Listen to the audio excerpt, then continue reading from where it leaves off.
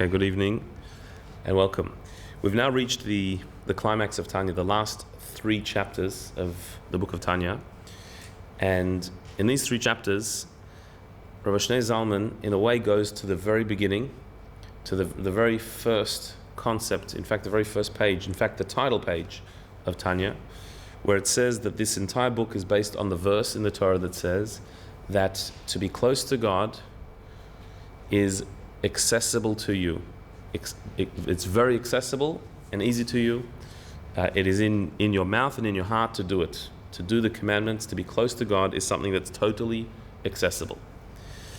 And on that topic itself, we need to explain, what does it mean actually to be close to God? If this is the aim, this is the goal, and in fact, according to Tanya's psychology, the human being's greatest yearning, what we want more than anything else, is to be close to God.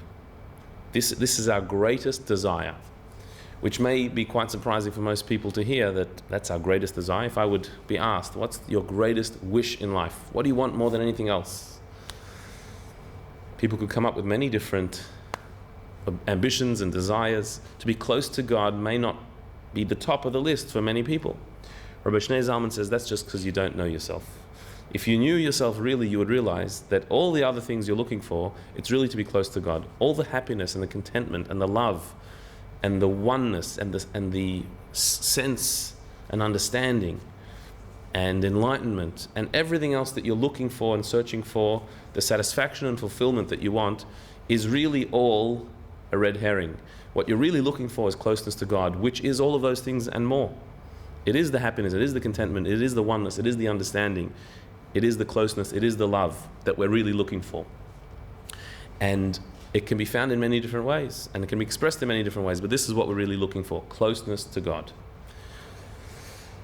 On that itself, the idea that we want to be close to God, the implication is that we're not currently there, or we might not currently be there.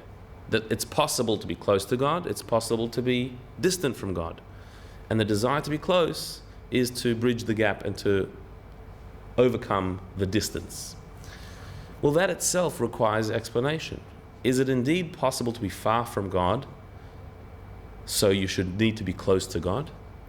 Is it possible to be distant from Him, to be away from Him, to be disconnected from Him, for us to have to be close to Him? At first glance we'd say, well, sure, there are plenty of people I can think of who are far from God. I can think of myself being far from God in certain times. So yeah, you can be far, and then you can be close. Sometimes we feel close. We sense that we're close to Him. But really, based on what we've understood about God, it shouldn't really be possible to be far from Him, because where is God?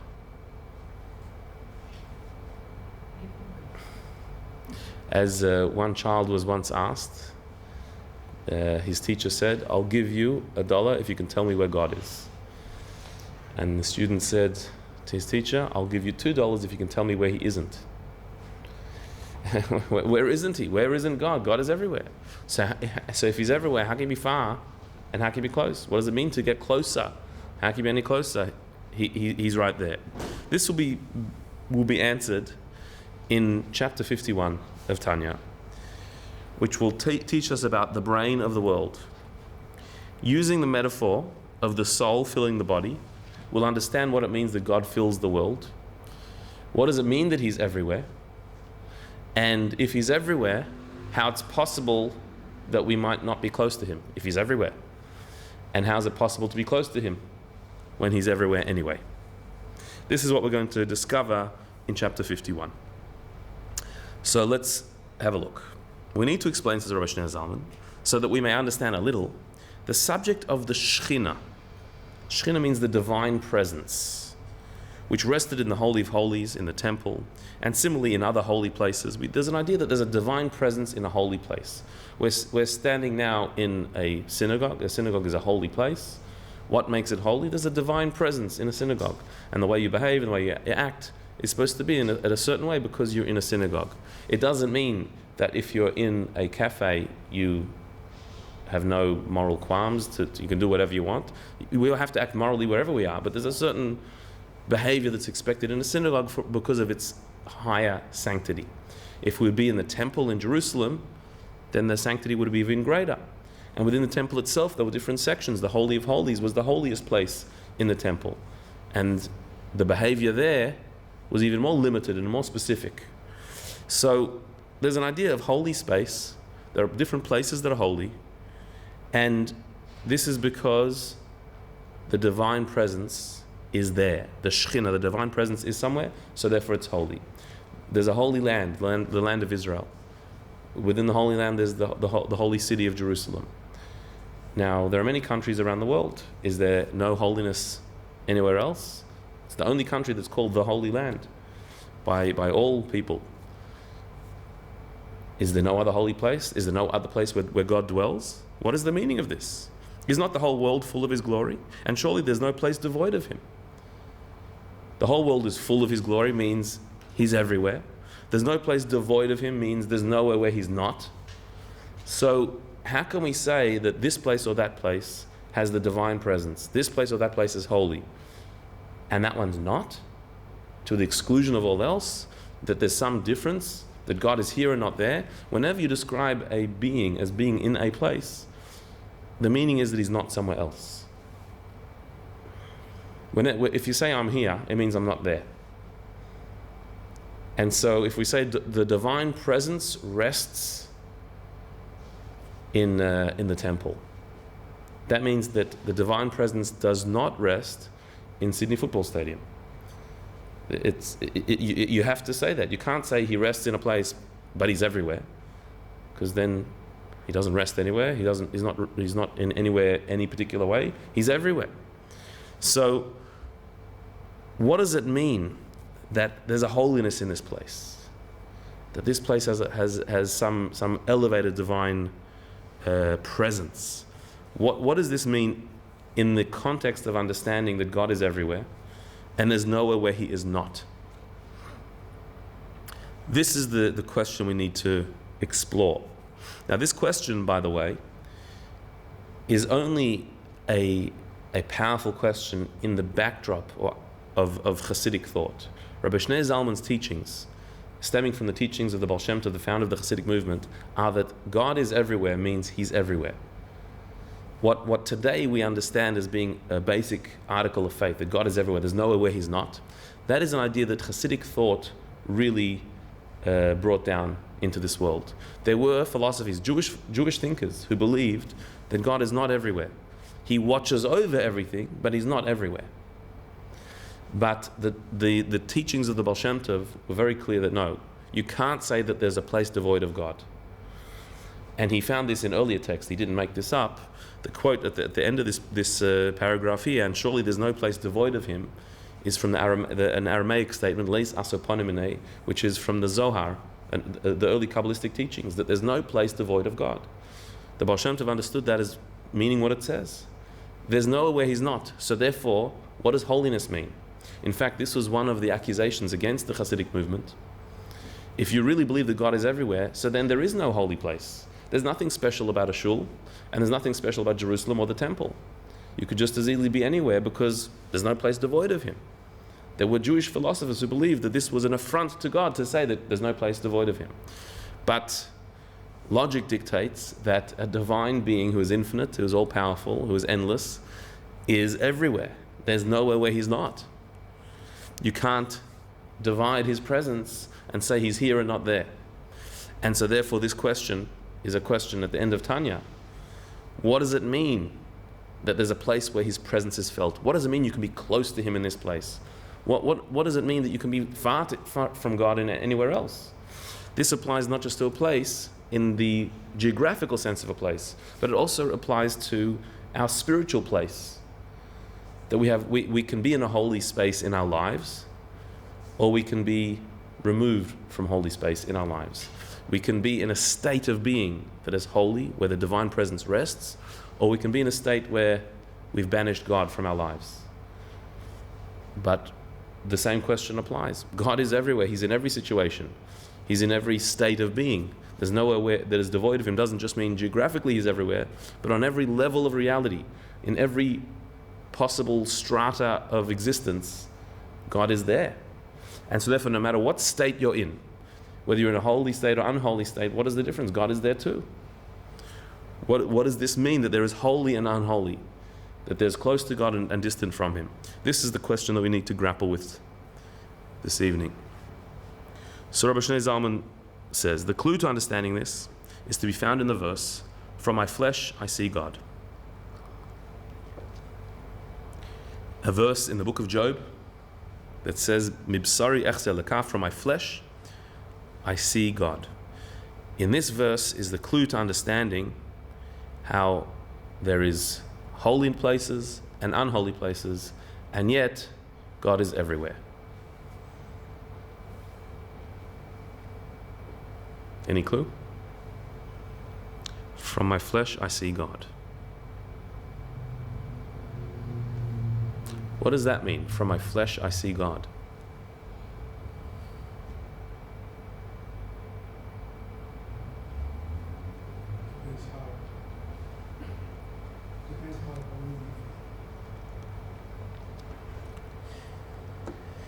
How you feel determines the reality. If you feel holy, it's holy. From my flesh I see God.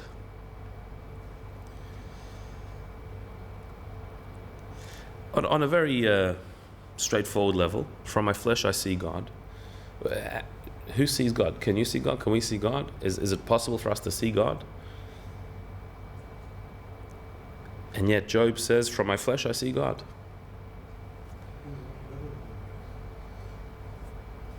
From my flesh I see God? What's from my flesh? From my flesh I see God. It's a bit of a puzzling sentence. So you could say that it means that from looking at my flesh, which is my body, the wonders of the human body, I see the power of God. That if somebody studies the human anatomy, you see what an unbelievably complex creation the human being is, and the fact that we function, the fact that we exist, that's seeing God. You could say it like that. From my flesh I see God.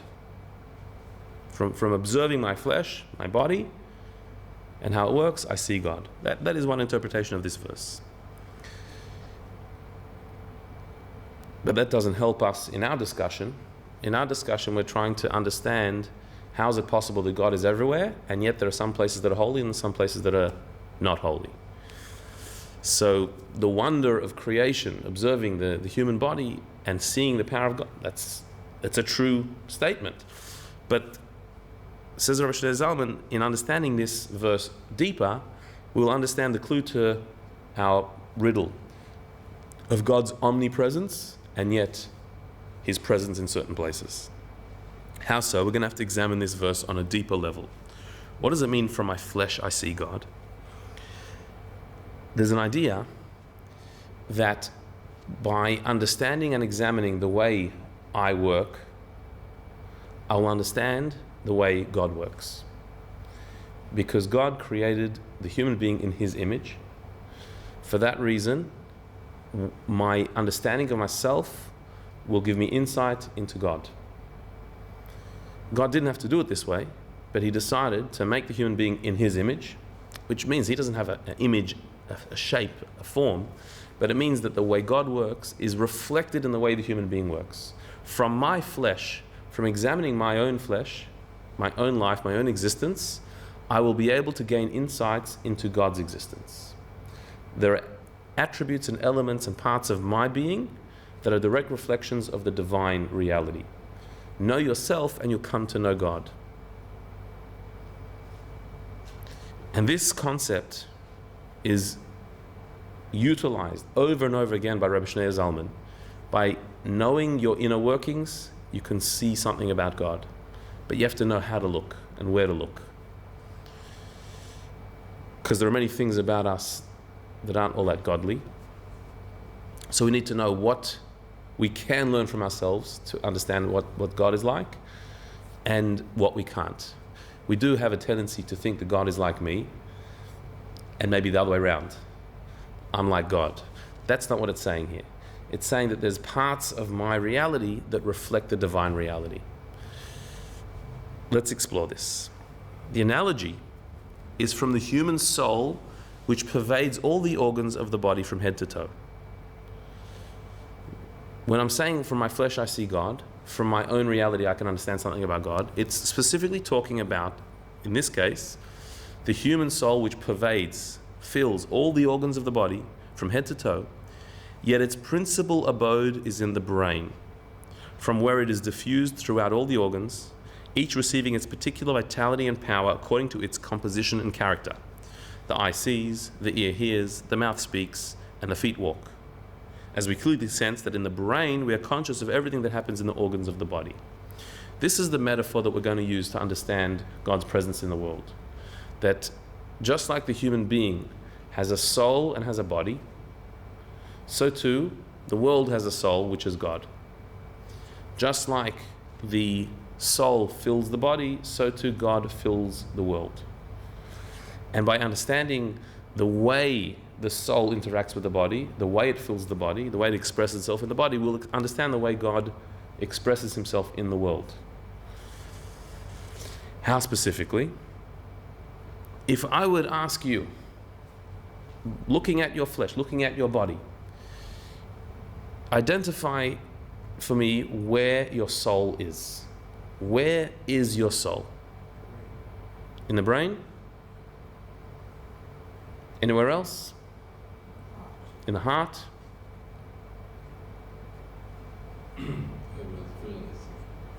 On the forehead? How do you see that the soul is there?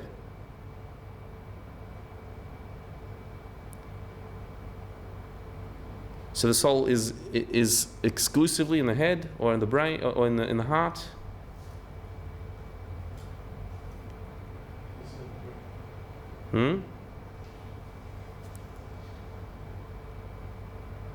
If that were the case, so then how does the rest of the body live? If the soul is the enlivening force in the body, if the soul is in the brain or in the heart, how does the rest of us have life? Where does it get its life from? We're just as alive in our foot as we are in our head. The proof of that is that being alive is an all-encompassing thing. When you're alive, your entire body's alive. When one is not alive, your entire body is not alive. Not bit by bit. And so life is a zero-sum game. You're alive or you're not. Life is in our entire body at once and equally. There's no part of our body that is more alive than another. They function differently. They may be working differently, but being alive, our entire body is alive. Our toes are as alive as our head is. Which means that our soul permeates our entire body. It is throughout our entire body. There's no part of our body that there's no soul. It can't be. Because the soul is the life force behind the body. The body without a soul is a piece of dead meat. It's flesh. It has no life on its own. It's the soul that enlivens the body. And when we're alive, the soul is found in every single part of the body. Nowhere is devoid of it. Even when part of the body is paralyzed. Yeah, even if a part of the body would be paralyzed, God forbid, the soul is still in that part of the body. It may not be functioning, it may not be expressing itself, but it's still there. What happens if a part is amputated? So if a part of the body is amputated, so the soul remains, and the soul, as it expresses itself in that part of the body, will still be there. The proof of that is that an amputee feels as if they've still got that limb, because on a soul level, the soul of that is still there. But the question is, so what happens to that soul? Is the part of the soul cut off, if God forbid a leg is amputated? Or in the case of paralysis, is the soul shut down in that part of the body? Is it limited? Is it moved around? So here we have to remember that the soul is not corporeal, it's not physical. So when we say it fills all the body, we don't mean it fills the body like water fills a cup. That it's like there all the way to the top. Filling the body, it fills the body more like light fills a room. When we say that light fills a room, it's not that we gathered enough light to pack this room into all the corners of the room. When the sun shines through the window, or when the light comes down from the ceiling, so it fills the room. That it fills it not in a physical sense of filling, but it is in a physical sense of filling. The room is physical. The light that fills the room, it's filling a physical space. But the light's not physical. Light isn't a physical entity. And so the way it fills is also not in a physical sense. So if I close the curtains, the sunlight no longer shines into the room. Is there less sunlight? Well, from the room's perspective, yeah, there's less sunlight. Is the sun diminished? Is the sunlight actually diminished by me shutting the curtain? No. It's just not being expressed in that place. So too, if a part of the body is not functioning correctly, so it's not that a part of the soul has been chopped off or dislocated, it's that there's a blockage that the light of the soul is not reaching that part of the body, and so therefore it's not functioning. So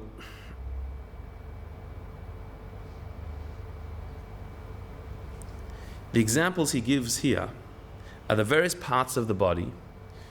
The fact that they're functioning is a product of the soul. So for example, the eye sees. The eye doesn't really see. The soul has the ability of sight. The ability of sight is expressed through the eyes. The ear doesn't hear. The soul has the power of hearing that is expressed through the ear. And so too, with the mouth speaking, the feet walking, and any other part of our body that does its job, it's not the body that is doing it, it's the soul that is doing it through the body. And again, the proof is that eyesight is not simply an ingredient in the body. You can have all of the tools of eyesight and not see. If the soul is not in the body, the eye is complete and it doesn't see. The only difference between a corpse and a living being is the soul's presence. The soul is in the body or the soul has left the body. The eyes are exactly the same. The ears are exactly the same. All the parts are there, but the life force is not there, and therefore it doesn't function. The ear does not hear and the eye doesn't see. So what is doing the seeing and the hearing? The soul through the eye. When the soul is in a body, you see physical things because the power of sight is expressed in your physical eyes. You hear physical things because the power of hearing is in your ears. You move physically. You speak physically because the soul is in the vessel called the body. The soul, by the way, when it leaves the body, can still see and hear and speak and walk, but not physically. Because it's no longer limited by the body, so its power of sight is not expressed in eyes or ears. It's directly a soul experience, and therefore unlimited. These powers are in the soul itself. So, the way this works is that all of these functions of the body that come from the powers of the soul, they first rest, the soul first rests in the brain, and through the brain, all the functions happen. The fact that we can see or hear or talk or walk is soul powers that have been expressed in the brain. Because everything that we're experiencing and everything that we're expressing, it all has to go through the brain. The brain has to control and direct the life force of the soul to function in the parts of the body. So when we say that I'm seeing, so I look around and there's an image. Where am I seeing that image? Where am I experiencing in it? Where am I experiencing that image? I'm not experiencing it in my eyes. I'm experiencing it in my brain. When I hear sounds, I'm not hearing it in my ear. The ear is the receptacle. It's my brain that is experiencing the sound.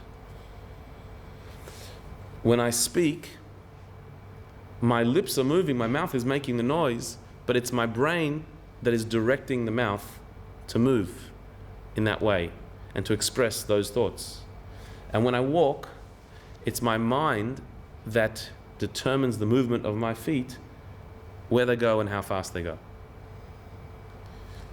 So everything that's happening, that I'm experiencing or that I'm expressing in my body, through my body, is soul powers that rest in the brain and are then spread out to the various parts of the body.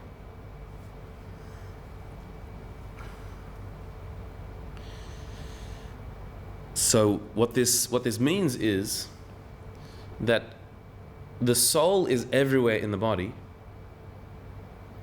but it's revealed, it's experienced in the brain.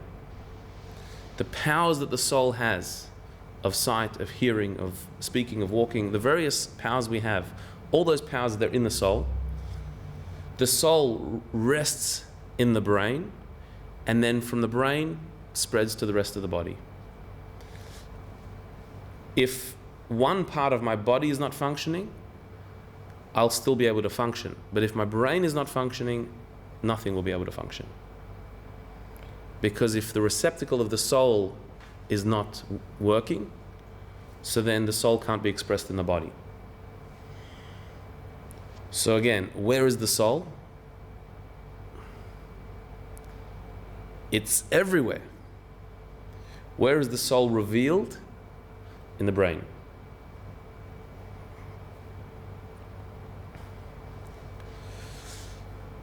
To understand this further, here's just an example, a story of the workings of the brain on the experiences of the body.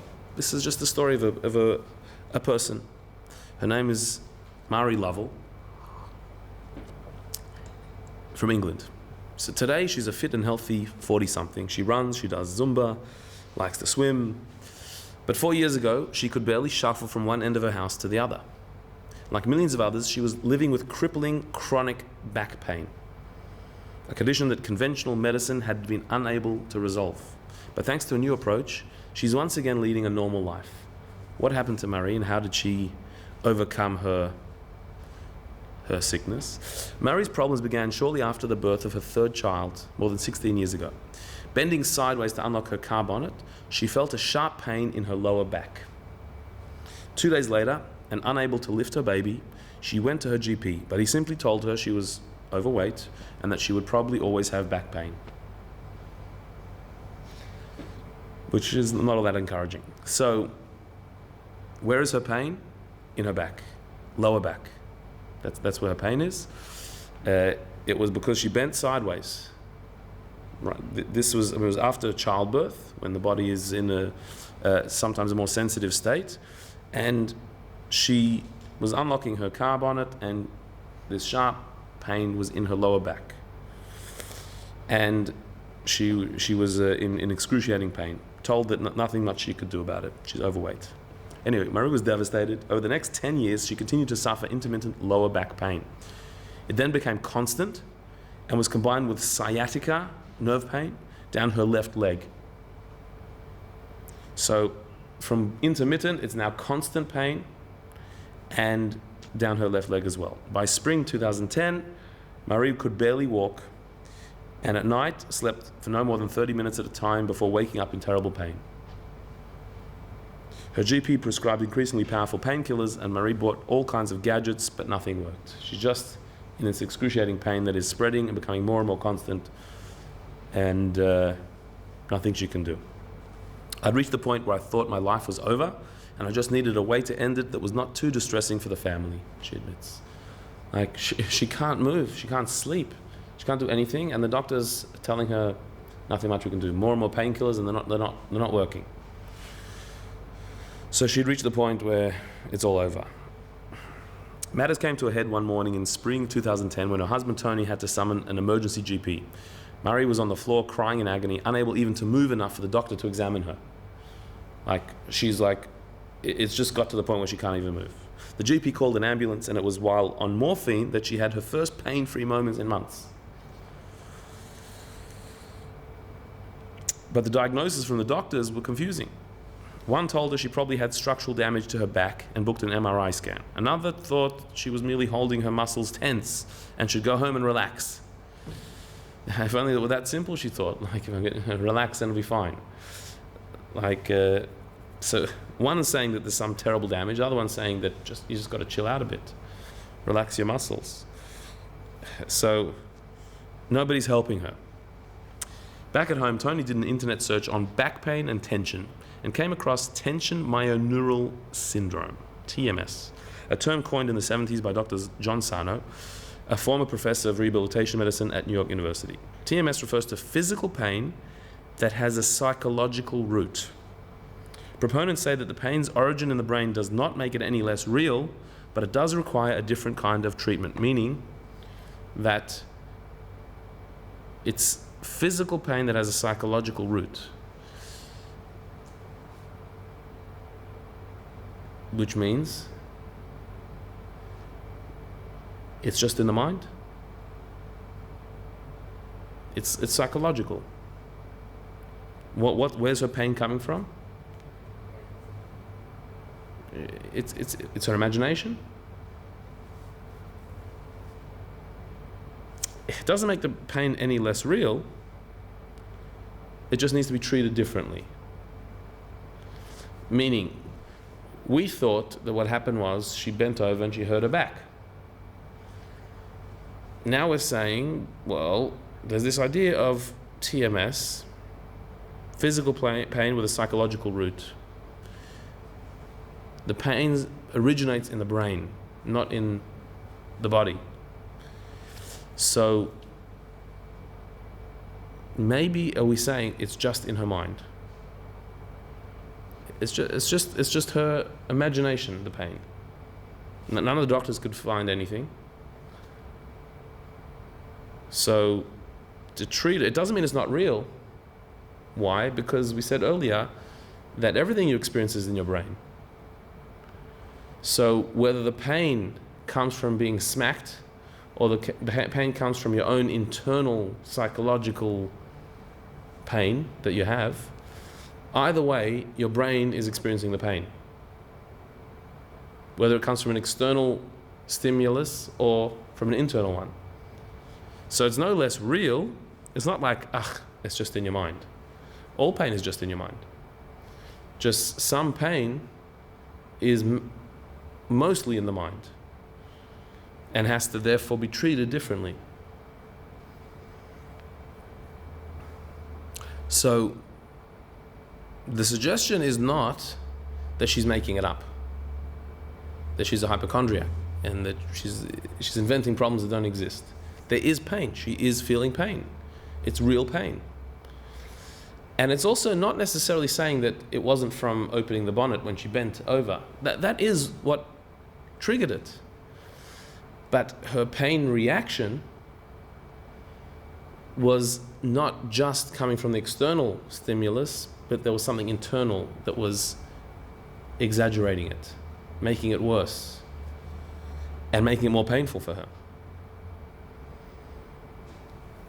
This is the possibility.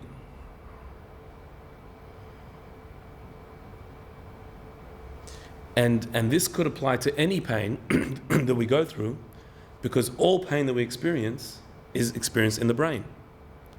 Because everything we experience is in the brain. So therefore, the question is just how much has the brain expanded the pain beyond the physical symptom? How proportionate is the pain we're experiencing to the injury that we've received, and how much of it is being magnified by my own internal reaction to the pain?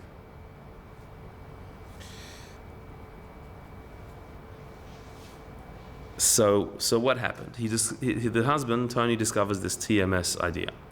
So further research led Tony to Georgie Oldfield, a former physiotherapist and the main proponent of Dr. Sana's work in the UK, which is where Tony and Mary are.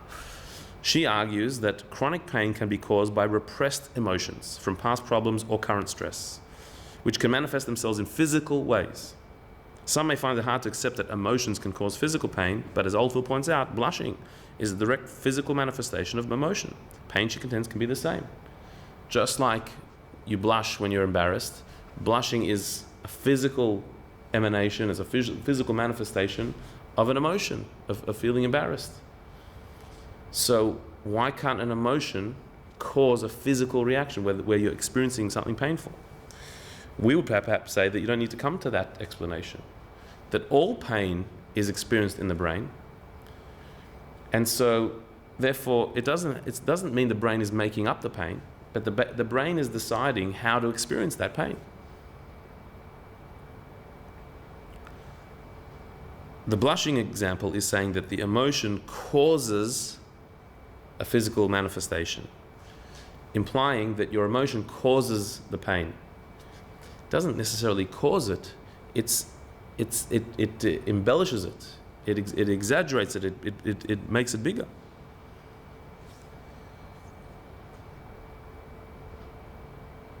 And so this is the theory. She suggests that after injury or emotional stress, neural pathways, essentially pain pathways, are created. These continue to register pain long afterwards, in the same way that amputees may suffer twinges that seem to emanate from a non-existent limb. Oldfield claims to reroute these neural pathways, thereby relieving or removing the pain. So, what's the issue here? That something caused you pain, physical pain, but why is it still hurting so long after it happened? Why haven't you got better from the pain? Because a pathway was created to experience pain, and the pathway was maintained. And the maintaining of that pain pathway was not due to the impact of the thing that hurt you, but was to do with your internal reaction to it. Something else that is triggered by this external stimulus, and therefore it's still hurting. Like an amputee feeling the limb long after the limb is gone. So what's the solution? To reroute this pathway, to redefine the experience so it shouldn't be a cause of pain anymore. Not to treat the external manifestation of it, because that's long gone, but to treat the internal reaction to it. And therefore it will relieve or remove the pain. So this technique, she used a technique called therapeutic journaling. This involves writing a letter detailing exactly what you feel. Then you try to put it in context. For instance, recognizing that in certain circumstances people behave differently. Meaning you didn't have to react in this way, or what happened to you didn't have to happen, or explaining what you're feeling and redefining it. You do that before ripping the letter up and throwing it away. So after writing this and putting all your feelings into it, recontextualizing it, you then rip it up and throw it away. For some, it is apparently enough to acknowledge the emotional turmoil. That's it. You ripped it up and you get better. For others, more help is needed, such as meditation, learning to be less critical, or finding someone to talk to regularly. Again, we're dealing here not with the external pain, but the internal pain. You're angry at somebody, or upset about something, or hurt by something internally, and therefore your experience of the pain has become exaggerated. So that's what needs to be dealt with, not with the external thing. And for some, just acknowledging it and ripping it up is enough. And others need more work. That's the theory. So Marie Lavelle was deeply skeptical to begin with. I couldn't believe that writing things down could really help with this very physical pain, she says. I mean, my back is sore. I'm writhing in agony on the floor. But she says I was desperate. She described her medical history to Oldfield and was then asked about her life. And this is something that in this school of thought is crucial. Okay, now we heard the symptoms, we heard what your medical history, but like, what's happening in your life? What was happening in your life when this happened, or in the lead up to it, or maybe many years ago? Let's hear about your life. So Marie is a mother of 3 with 1 child on the autistic spectrum. She's her family's main breadwinner. She helps train social workers while also coping with her father's dementia. So she's got quite a lot on her plate. She wrote her letter, then threw it in the bin. Wrote the letter saying, this is what I'm going through, this is my life, this is where it is, and ripped it up, threw it away. Not long afterwards, she got a call from a hospital physiotherapist. Her MRI scan had revealed a massive prolapsed disc that would need surgery. They found, like, here's a problem. You got a massive prolapsed disc. You need surgery. Like, so much for the ripping up your letter. Like, you've got a physical problem that needs help. But because Marie was feeling better, they decided to wait. Going through surgery is always a big deal. Like, let's wait. And so Marie continued to see Oldfield. 2 months later, she was going for walks with her family, something I thought I'd never do again, and riding a bike. In the end, she never had the surgery.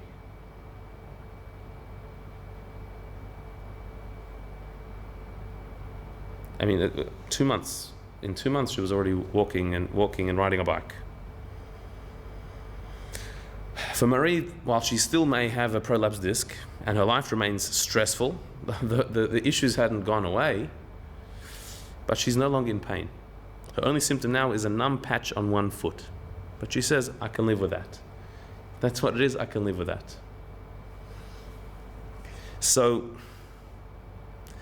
this, I don't think, is saying that if you fall over, God forbid, and break your leg, so just start thinking about, like, what issues you've been having in your life, and don't worry about the broken leg. You can heal it through just making friends with the person that you had a fight with, or coming to terms with the stresses in your life. And it's not saying that there's real physical pain. When you broke a leg, it happened in your leg, but the pain you experience of a broken leg is happening in your brain. The proof of that, I mean, we've all experienced something that is itself painful, but because our mind was concentrating on something else or not realizing it, we didn't feel the pain until we noticed it, and then we felt the pain. Those who don't like injections, but you have to have injections, so doctors have a way of distracting you and making you not realize when it happens, and then suddenly you realize it happened and you did feel it, but you didn't feel the pain. Whereas if you're watching the needle and anticipating it and seeing it go in, you'd screech in pain from the exact same experience, merely because your mind is on it. That's how things work. That the pain is experienced in the brain, so the more aware the brain is of it, the more pain you'll feel. And so here is an example, one of many, of somebody who was able to deal with the pain by exploring, why is my brain reacting so extreme to this pain? Why is it being blown out of proportion? And that could be my mindset that is allowing it to be painful. Now, of course, this has to be taken with caution. We can't then look at somebody who goes through a lot of pain and say, well, their mind is not strong enough. We don't know what they're going through. But each person can look at their own pain and assess how much of it is the external and how much of it is internal. It's a fascinating thought. And this certainly fits in with what Rabbi Shneur Zalman is saying. Everything we experience in our body is experienced through the brain. The brain is where the pain is. When I break my foot or stub my toe, so the damage may be in my toe, but the pain is being experienced in my mind. Because the soul rests in the mind, and through the mind feels the rest of the body. So my soul is in my foot, but the experience of my soul is in my mind. My awareness of the soul is in my mind.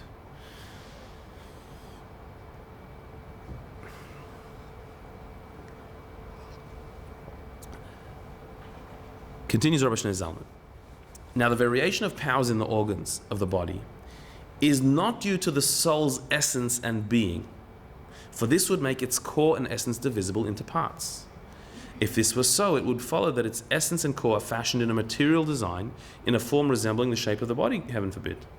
Rather, it is entirely a single and simple spiritual entity which by its intrinsic essence is divested of any physical shape and of any dimension of space, size, or limitation.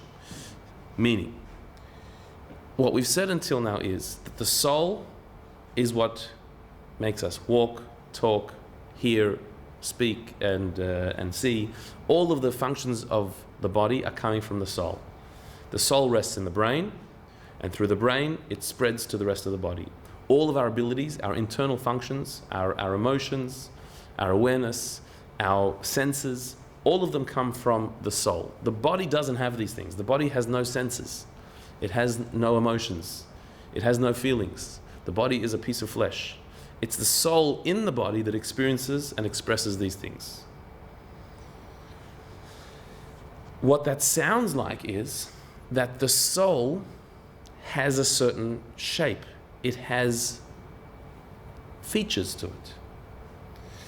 Meaning, the soul has the power of sight, the power of hearing, the power of thinking, the power of feeling, of walking, and these are expressed in the body, which makes it sound like the soul, if we would extract it from the body and examine it, if we were able to see a soul and to analyze it, we would identify the power of sight over here, the power of hearing over there, almost like the soul is in the shape of a body, in some spiritual shape, that has all these features. Says Rabbi Zalman, no. These powers are not in the essence of the soul. They're expressed from its essence, but they're not in it. The soul has no shape, has no definition, has no parts to it. It's not divisible or compartmentalized in any way. The soul is a simple essence of life. It's a single and simple spiritual entity. If we were able to see a soul, we would just see a soul. We wouldn't see bits or parts or features, we would just see soul.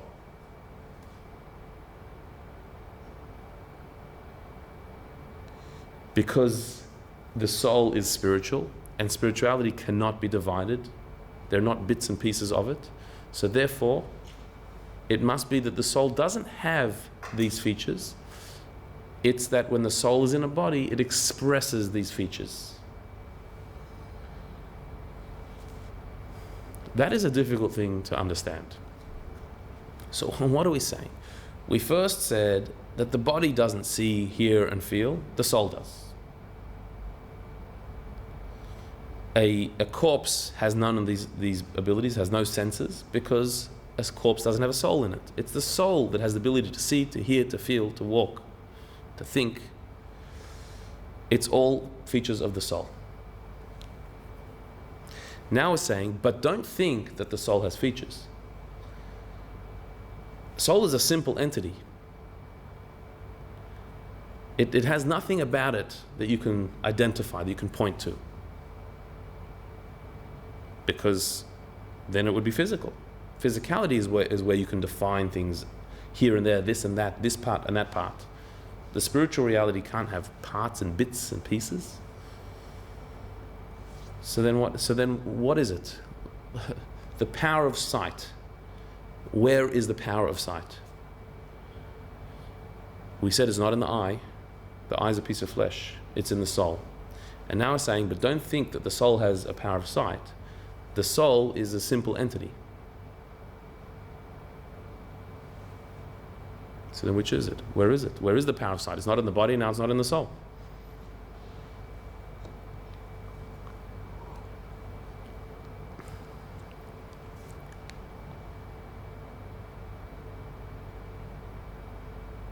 So we're getting into a realm that is very difficult for us while we're in a body to understand.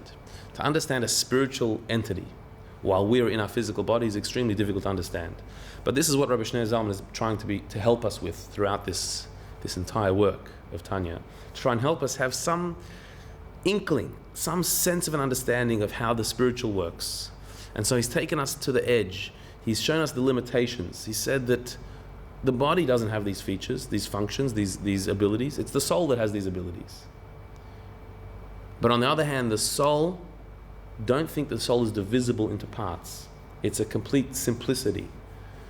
When the soul is in the body, these features express themselves through the body.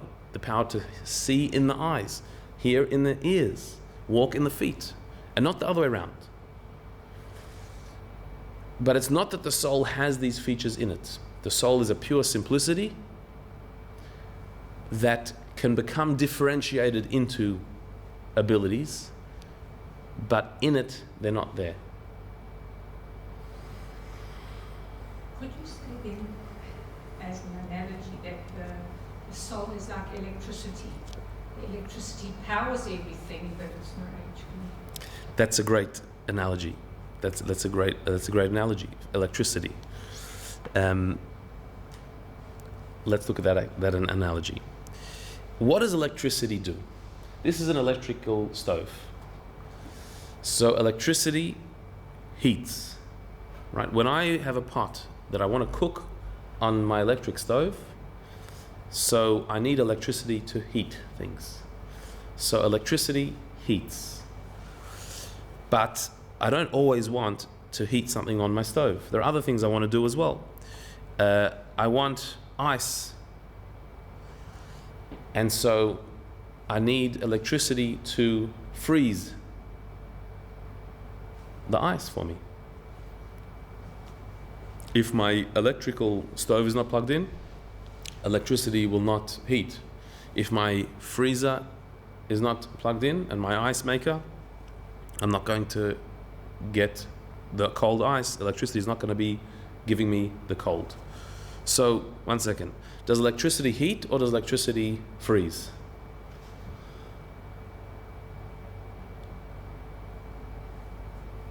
What does electricity do?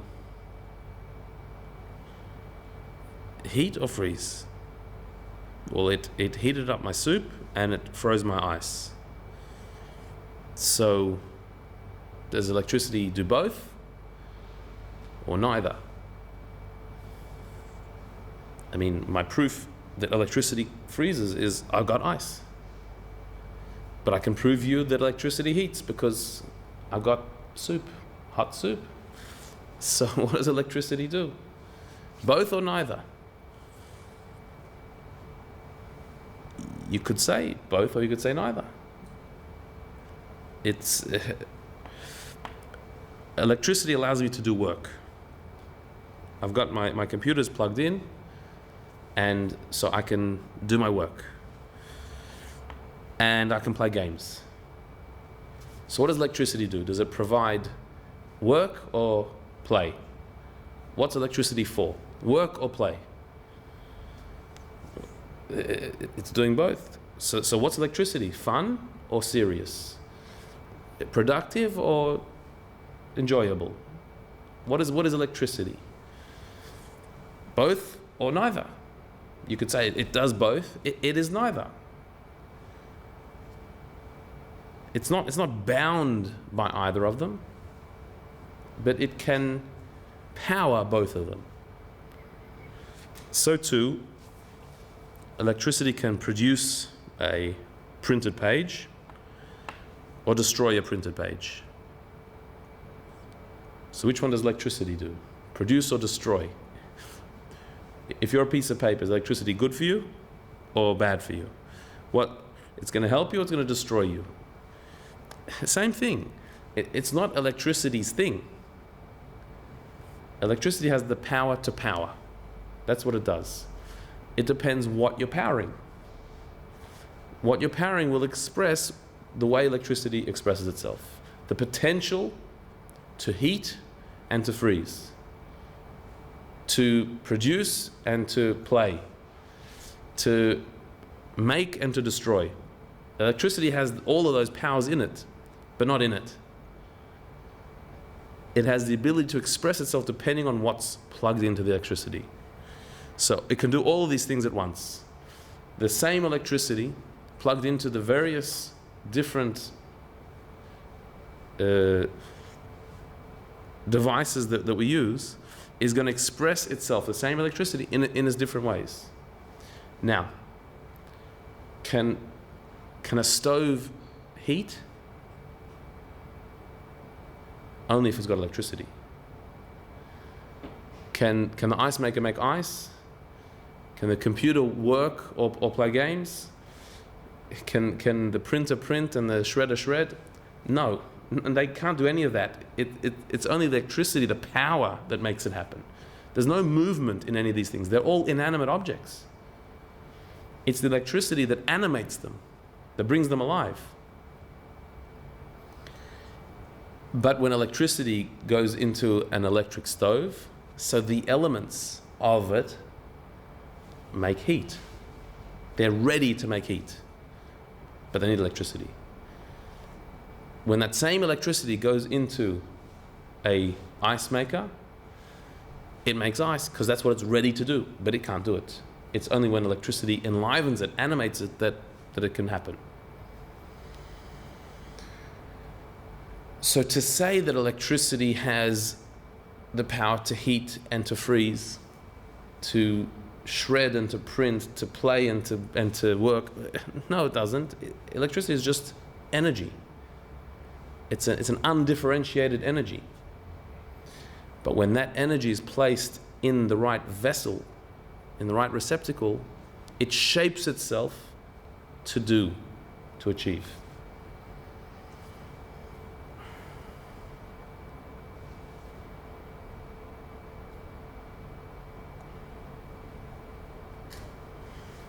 So yeah, that is a good metaphor.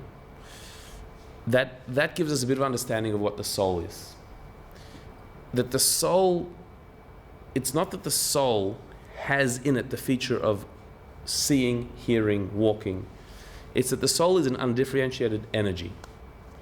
When that soul, that undifferentiated energy, is placed in a body, it then plugs itself into the various compartments of the body, and the undifferentiated energy shapes itself to express through those vessels. The eyes to see, the ears to hear. So, eyes don't see, the soul sees through the eyes. But the soul doesn't have sight in it. It's not a part of the soul that says sight. It's one of the powers, one of the potentials of the soul is sight.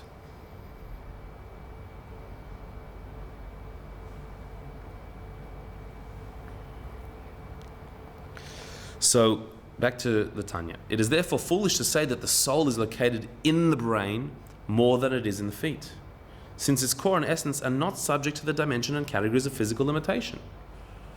But there are contained in it, in its intrinsic essence, 613 kinds of powers and vitalities to be actualized in order to animate the 248 organs and 365 veins of the body. Not worrying now about the numbers here, even though of course they're significant. But the concept here is, just like you can't say that the soul has the power of sight that inserts itself in the eye, because the soul is not a differentiated being, it's an undifferentiated being. So too, to say that the soul is in the brain more than in the feet, you can't say such a thing, because that's a physical description. So the soul doesn't have bits and pieces, so it doesn't have a brain part of the soul and a foot part of the soul, it's just soul. It's the exact same soul in the brain as it is in the feet. Because the soul is a spiritual entity that cannot be divided. So if we're asking the question, where is the soul? Throughout the body. Where is the soul more? Nowhere. It's equally throughout the body, because the entire body is alive equally, and there's not bits of soul. You can't say there's more soul here and less soul there. It's not a physical entity that we can divide it in such a way.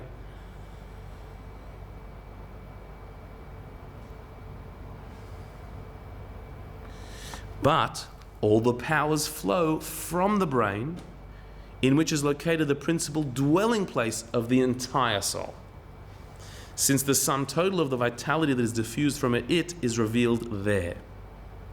The individual powers shine forth and are radiated from there unto all the organs of the body, much in the same manner as light radiates from the sun and penetrates rooms within rooms. Meaning, even though we just negated the idea that the soul is more in the brain than it is anywhere else, true, but if you're talking about where the soul is revealed, where it shines, where it is apparent, where it is manifest, where it is felt, where it is sensed, that's the brain.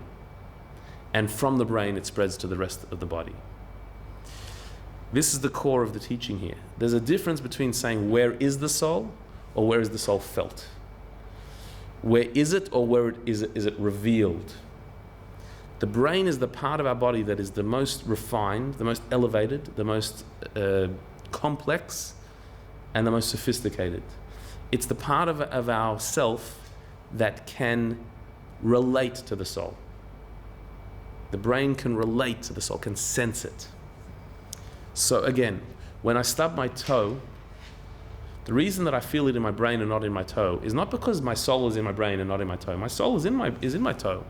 It's just that my toe is not a receptacle for feeling, for sensation. My toe can feel the concrete, but to translate that feeling, to say what that means, that's what my brain can do. So the experience is happening in my toe, but it is being experienced in my brain, because my brain has the ability to sense, which my toe doesn't have. And that's why my brain has the ability to sense the soul, to be aware of the soul, to experience my life, not because the brain is where my soul is, it's because the brain is where my soul is revealed. And there's a big difference.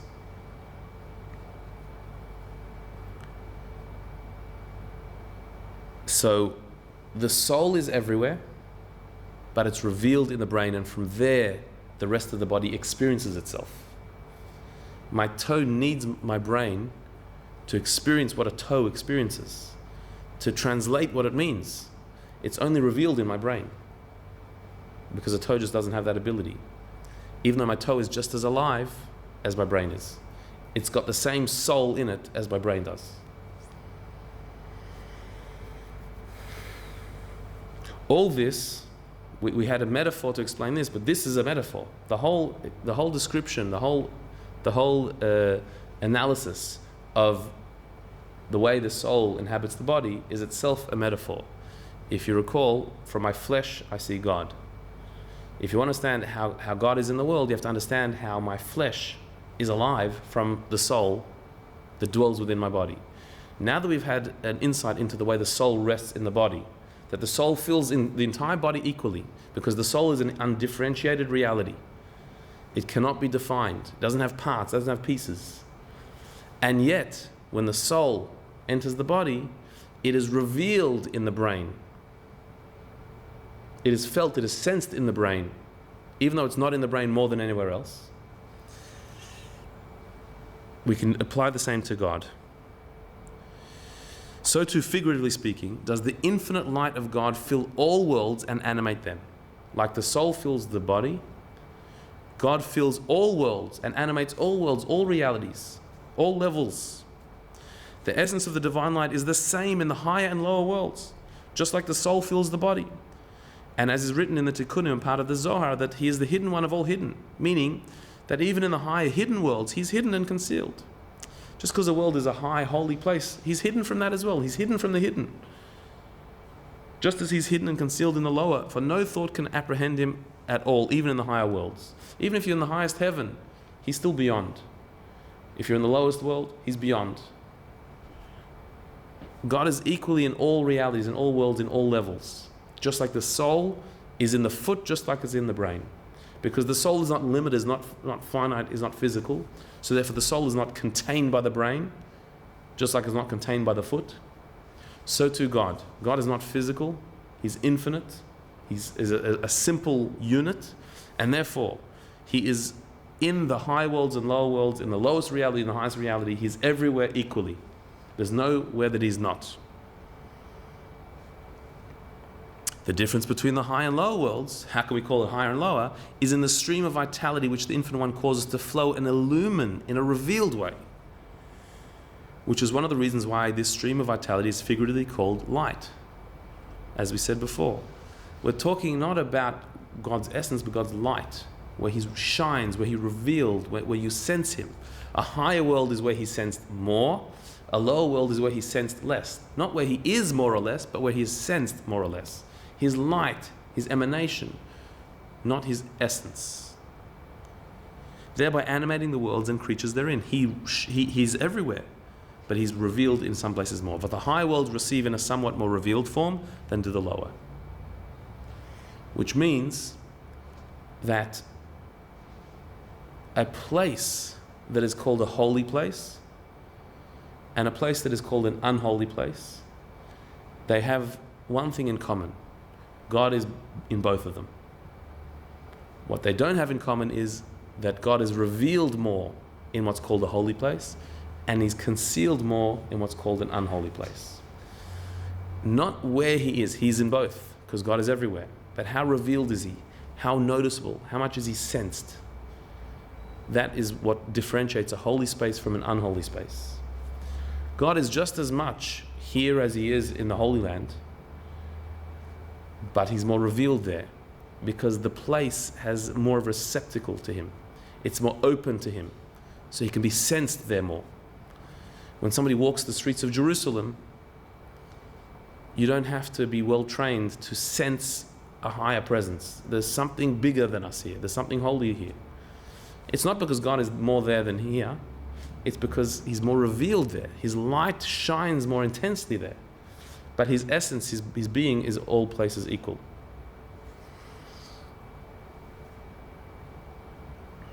So just like in the body, God, the soul fills the entire body, but it reveals itself in the brain. So too in the world. God fills all the world, but there are certain places that are brain places. There are certain places that get God.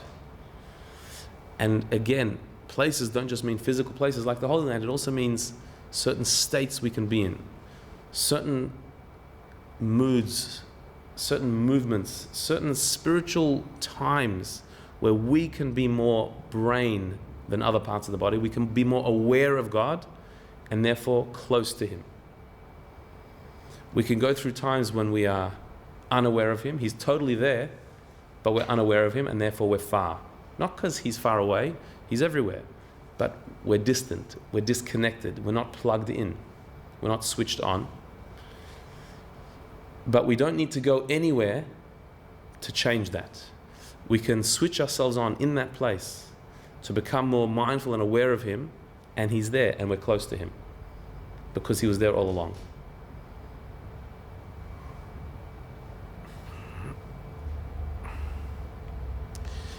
In conclusion, let's summarize. God is everywhere equally, and in some places more equal. God fills the world like the soul fills the body.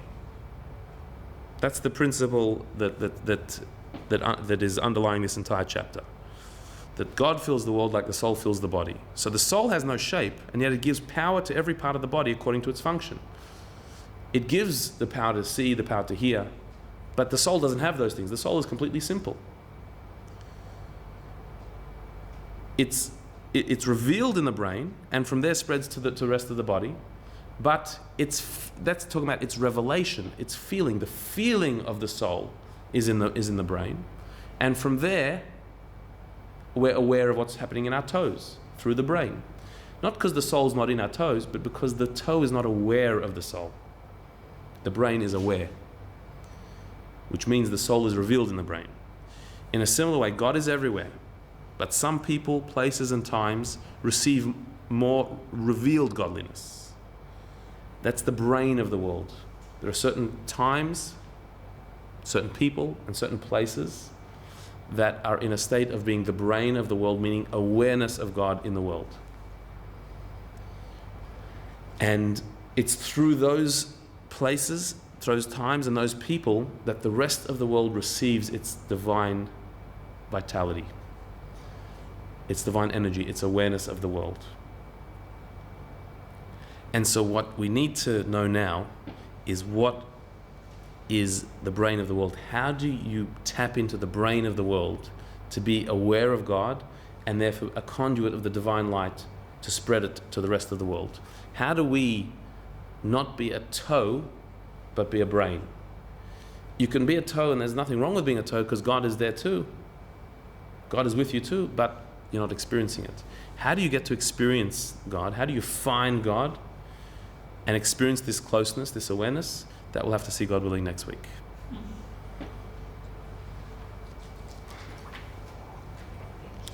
Any questions?